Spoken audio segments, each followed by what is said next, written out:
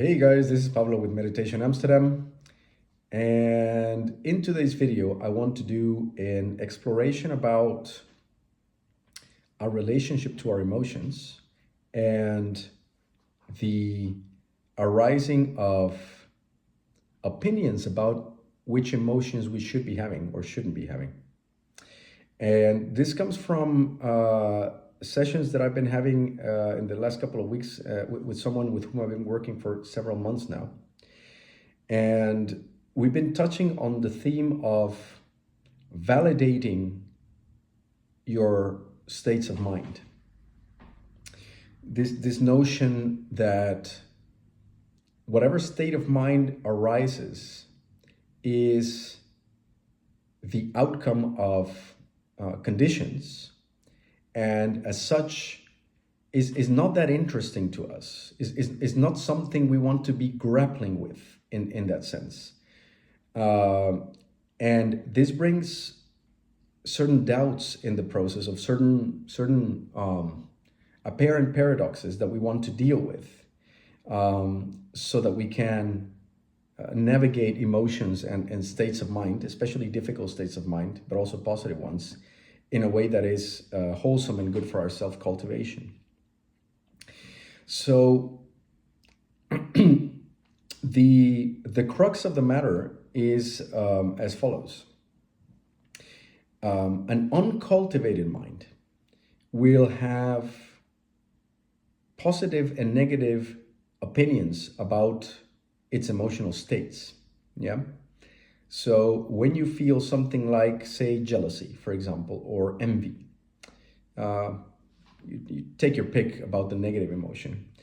There'll be typically mechanisms to suppress the whole thing or project it and blame other people and the rest of that. And when that mind starts to become cultivated and becomes knowledgeable about, you are not your thoughts, you are not your emotions, and all this kind of good stuff, there will be a temptation to start noticing these negative state of minds and try to, or rather have an opinion about them, because we can see the unwholesomeness firsthand for the first time. Yeah, so it used to be hidden. We used to go around projecting and blaming or self-blaming, you name it.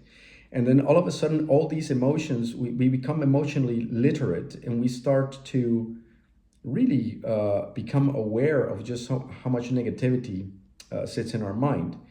And then, of course, the mind's impulse is to say, well, I shouldn't be as jealous as this, right? I should be more kind to my neighbor. I should be feeling more positive emotions towards someone who is good towards me, and so on.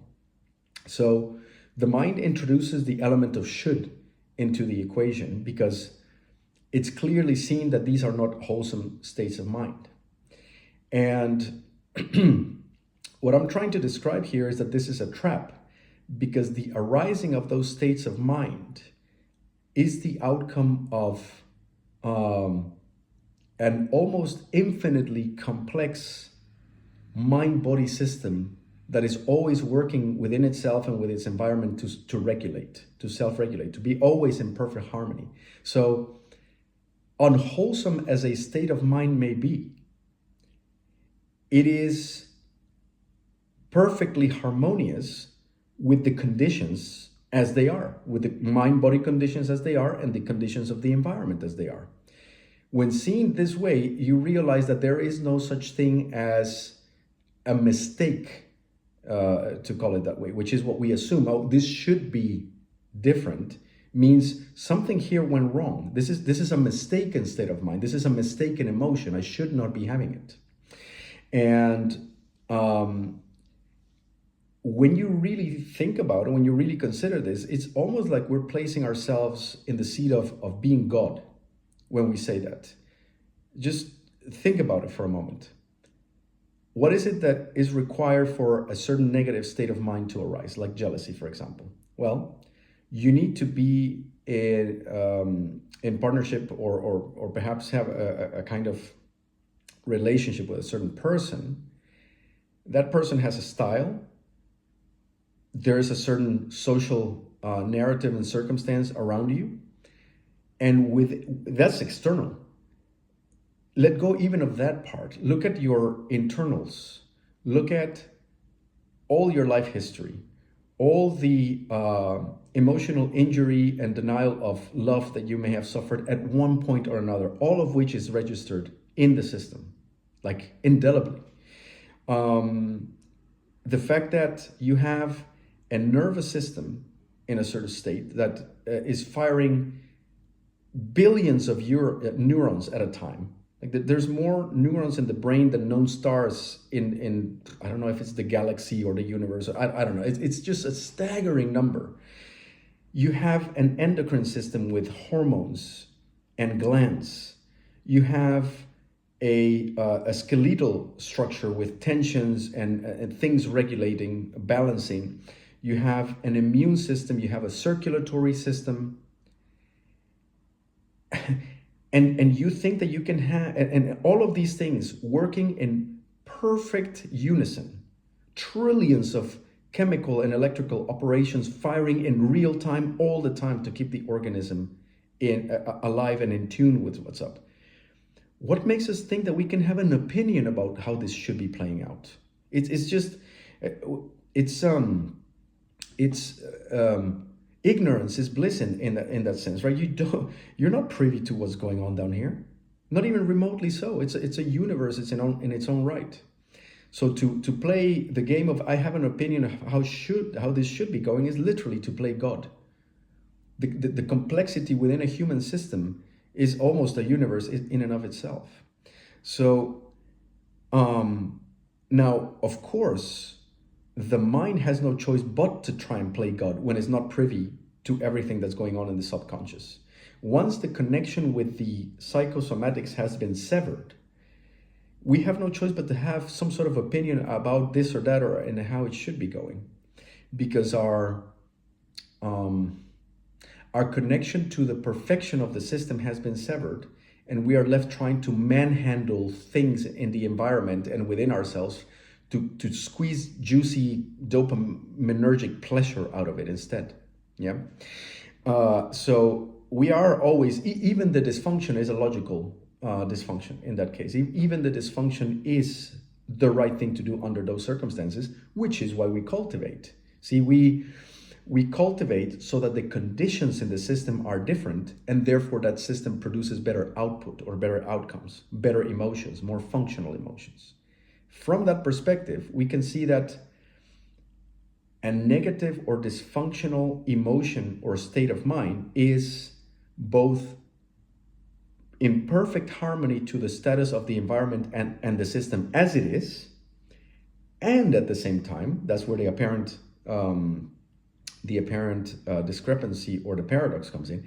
At the same time, we can still call it unwholesome and do indirect cultivation of the conditions of the system so that the conditions improve over time and that state of mind finds it less necessary to arise.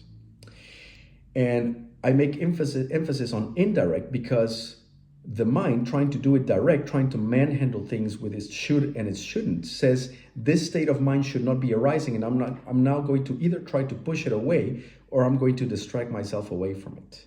Both of which create either suppression, which doesn't make anything go away, just hides it, or disassociation. And we're just going to keep it in storage, creating trouble for us in a subconscious kind of way.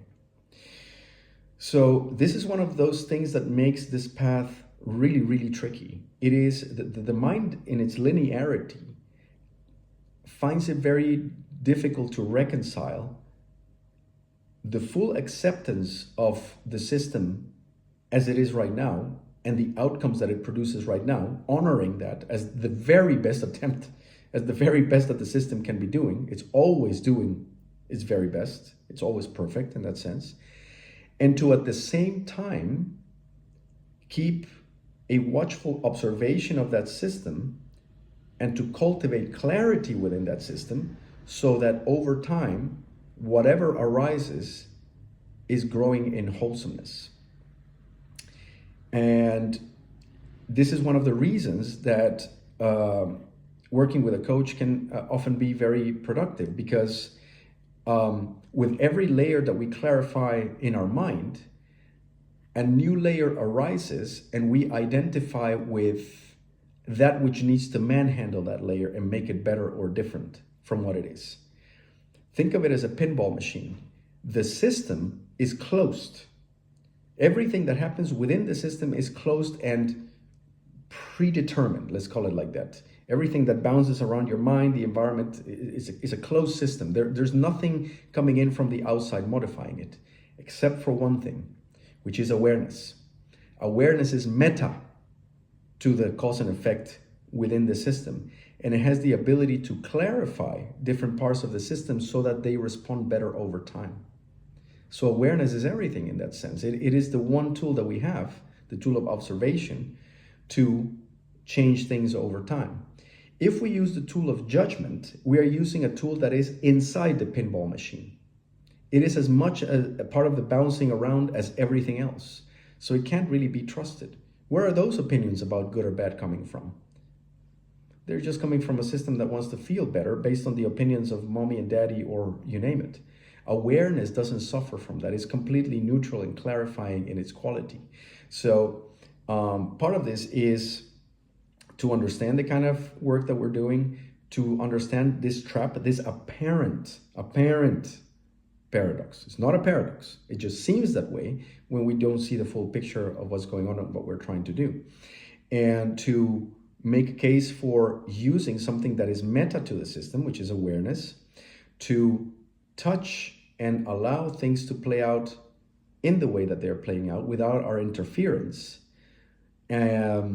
so that they can be clarified, so that they are not interfered with, because interference is within the system. Observation or awareness is from without the system. So we want to go meta, we want to go outside of the system and observe it and clarify it, rather than trying to manhandle it with our opinion, which is informed by the very hang-ups that we are trying to resolve. I've been watching Dexter, this series as of late, and he's this sort of serial killer who kills bad guys, right? And it's the whole series is in a sense it's a journey of self-realization. He has a trauma from his childhood, and he enacts it by killing people. And things become clearer and clearer over time in the series. And he says that he has this dark passenger that makes him do things. But he has this father that advises him about what he should or shouldn't be doing. Now, I'm about to watch the last season. I don't want to spoil it for anyone. So if you don't want a spoiler alert on Dexter, but I'm about to watch the last season. I have the feeling that the father is going to be recognized as the dark passenger. It is your mind that is giving you the advice about what's good and bad, that's keeping you stuck in the very emotions that you want to resolve, you see? So, so your own opinions about how you should be feeling, or your opinions about how to make it better, are part of the system that is keeping you enmeshed with the emotions that you want to resolve. And to give us a pass in all this, it is the only logical thing to do, and we need to cultivate our mind to clarify it and to come to realize that our ability to allow the system to feel anything that it wants is the very validation and cultivation that we are working towards. So I thought I'd put that out there and share it with you guys, and I'm very curious what you make of it, as always. And if you think that these videos are handy and perhaps useful to others, then your liking, sharing, and subscribing makes the channel more available out there. It's also super motivating, so give us a push, and I'll be back with more videos pretty soon. Cheerio. Bye-bye.